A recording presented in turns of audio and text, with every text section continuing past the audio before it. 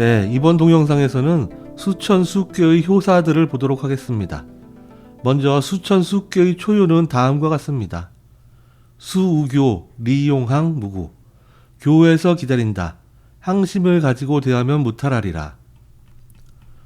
수는 앞서 말했듯이 나아가던 것을 멈추고 기다리면서 안에서 힘을 기른다는 뜻입니다. 교는 한 국가의 밖을 뜻하는 말입니다. 이 교자에 들어가는 교자가 서로 사귄다는 뜻이니 한 국가와 다른 국가가 서로 접하는 지역을 의미하고 교를 벗어나면 요즘에도 사용하는 교회라는 말이 됩니다. 교에서 기다린다는 것은 교에서 더 나아가지 않고 멈추어 힘을 기르며 기다린다는 뜻인데 여기서 교는 국경을 의미합니다. 국경이란 외적의 침략이 벌어지는 곳이기도 하므로 교에서 기다린다는 것은 전쟁을 하지 않고 힘을 기른다는 뜻입니다. 한편 교는 두 국가가 만나서 함께하는 장소이기도 합니다. 이는 주나라의 선조들이 외적과의 전쟁을 피하면서 상나라와의 교류를 시작하는 시기를 상징하는 표현입니다. 리는 유리하다는 뜻이고 용은 사용하다는 뜻인데 굳이 해석하지 않아도 됩니다. 항은 변하지 않는 항심을 말합니다. 이는 상나라의 신하로 들어가는 주나라가 항심으로 상나라를 대하면 외적과의 전쟁에서 힘을 얻어 이겨낼 수 있다는 뜻입니다. 고로 뒤에 무탈하다는 뜻의 무구가 오는 것입니다. 이는 역사적으로 주나라 문왕의 부친인 계력이 상나라의 무울이라는 왕을 찾아가 조회하고 상의 신하가 된 시기 일에 해당합니다. 고본 죽석이년에 다음과 같은 내용이 나옵니다. 무울 34년 주나라 왕 계력이 내조하니 무울이 300리의 땅과 옥 10쌍 및 말 8피를 하사하였다. 무울 35년 주나라 왕 계가 설악 귀웅을 정벌하여 적왕 20명을 포로로 잡았다. 즉 문왕의 부친이 상나라의 신하로 들어가서 외적을 정벌한 공적을 세운 일을 말하는 것입니다. 수천 수께의 초구가 동하면 하괴는 손께가 되는데 손께의 초유는 낮게 움츠리는 공손한 자세를 중요시하므로 신하로서 항심을 강조하는 말이 나옵니다. 이번에는 구희요를 보겠습니다. 수우사 소유원 종길 모래밭에서 기다린다.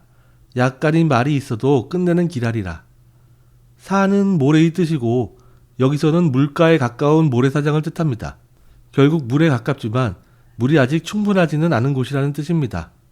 앞서도 말했듯이 물은 위험이나 감옥과 같은 부정적인 의미도 있고 왕의 덕과 같은 긍정적인 의미도 있습니다. 먼저 긍정적인 관점에서 본다면 왕의 덕에 가까워져 가는 것을 상징하는 물가에 가까운 곳은 주나라의 지위가 점점 높아져 간 것을 상징합니다. 죽석인년에 보면 상나라의 문정 시기에 계력의 활동이 아래와 같이 나옵니다. 문정은 태정이라고도 하는데 이 글에서는 태정이라고 나옵니다. 태정 4년 주나라 사람이 여무지융을 정벌하여 이겼다. 주나라 왕 계가 은의 목사로 임명되었다. 태정 7년 주나라 사람이 시오지융을 정벌하러 나아가 이겼다. 이처럼 주나라의 계력이 외적을 정벌하여 상나라의 목사로 임명되면서 지위가 높아져 간 상황입니다. 물을 부정적인 관점에서 본다면 이효는 주나라의 힘이 점점 강해져 가는 것을 시기한 다른 제후나 신하들이 주나라의 계력을 모함하여 위험에 빠뜨리는 상황에 해당합니다. 그러나 아직 물에 완전히 다다른 것은 아니므로 큰 위험을 피해갈 수는 있는 상황입니다. 이는 제후나 신하 중 누군가 상의 왕에게 계력을 모함하는 말을 하여 상의 왕이 계력을 의심하지만 다행히 위기를 모면한 것에 해당합니다.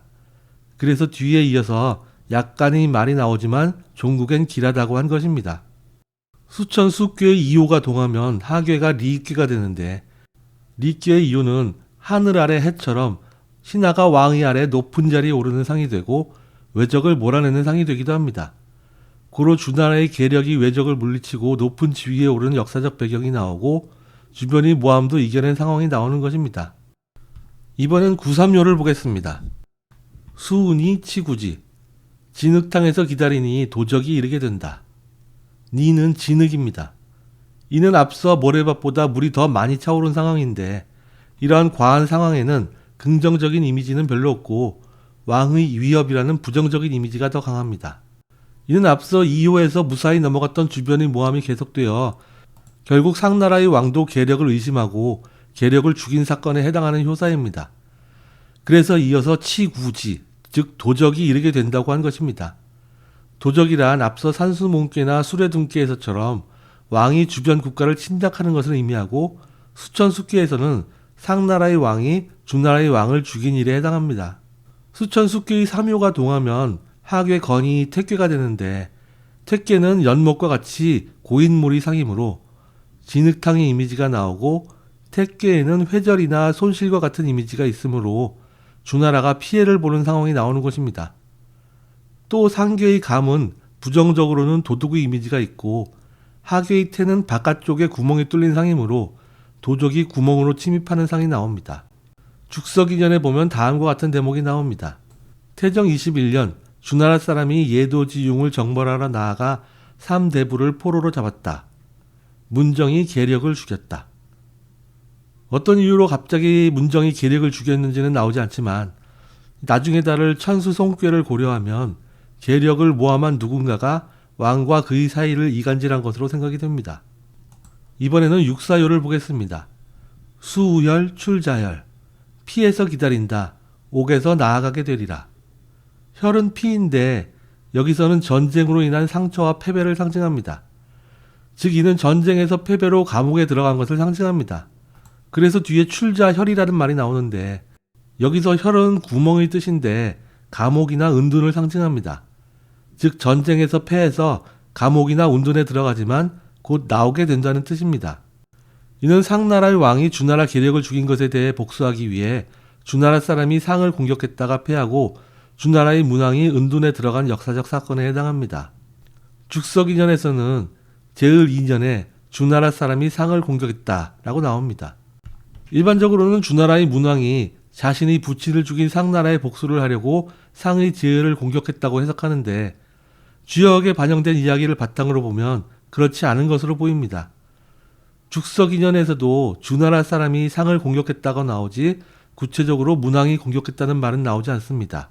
즉 이는 문왕이 상을 공격한 것이 아니라 그의 신하가 문왕의 뜻과 달리 다른 세력과 손을 잡고 상나라 혹은 주나라를 모함했던 상나라의 신하가 다스리는 읍을 공격했다가 패하고, 그 피해가 주나라에게까지 미친 것으로 보입니다. 그렇기 때문에 상나라의 왕이 문왕을 죽이지 않고 단지 관직을 박탈하고 운둔에 들어가게 한 것입니다. 그렇게 생각하는 더 상세한 근거는 뒤에 쥐레복괴나 천례무망과 같은 괴에서 자세히 다룰 것입니다. 수천수괴의 사요가 동하면 감괴가 태괴가 되고, 태괴의 사요는 절반의 성공이라는 이미지가 있습니다. 고로 감옥에 갇혔다가 목숨은 구하지만 아직 완전히 해방되지는 않은 상황으로 반영이 됩니다. 실제로 출자혈이라는 옥에서 해방되는 상황은 이어지는 구오효에서 완성이 되고, 사요는 아직 그 중간 과정일 뿐입니다. 이번에는 구오효를 보겠습니다. 수, 주식, 정길, 술과 음식에서 기다린다. 현재의 바른 자세를 고수하면 기다리라. 주식은 술과 음식인데, 여기서는 구체적으로는 상나라와 주나라가 혼인 동맹을 맺는 결혼식 연회를 의미합니다. 한편 이는 지금까지 상나라의 핍박을 받아 국력을 소모한 주나라가 다시 국력을 키워가는 것을 음식을 먹고 몸을 회복하는 것으로 상징한 것이기도 합니다. 본래 주나라 계력의 아들인 문왕과 상나라 문정의 아들인 제을은 서로 어릴 때부터 친한 사이였던 것으로 보입니다. 서로 원한이 있던 부친이 사망하고 난 뒤 상의 제을은 문왕을 다시 등용시켜 관직에 올렸지만, 앞서 사효에서와 같은 불미스러운 일로 인해 둘 사이에 다시 문제가 생기게 된 것입니다. 그러나 본래 친분이 있던 상의 제을은 문왕이 본래 이 공격을 말렸던 것을 알기에 그를 살려주고 나중에 두 국가가 혼인 동맹을 맺으면서 다시 문왕이 상나라의 관직에 나아가게 됩니다. 가암괴의 구오효는 주인공이 왕인 경우엔 왕의 덕이 중도에 맞게 펼쳐지는 것을 상징합니다. 이는 상나라의 입장에서 볼 때는 제을이 왕의 덕을 펼쳐서 문왕을 회복시킨 일에 해당합니다.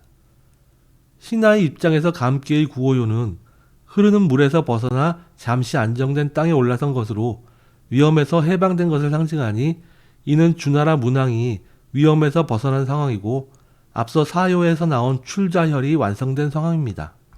이제 마지막으로 상륙효를 보겠습니다. 이무혈, 유불속지객 3인내, 경지 종길. 감옥에 들어간다. 청하지 않은 손님 3명이 찾아온다. 그들을 공경하면 종국에는 기다리라.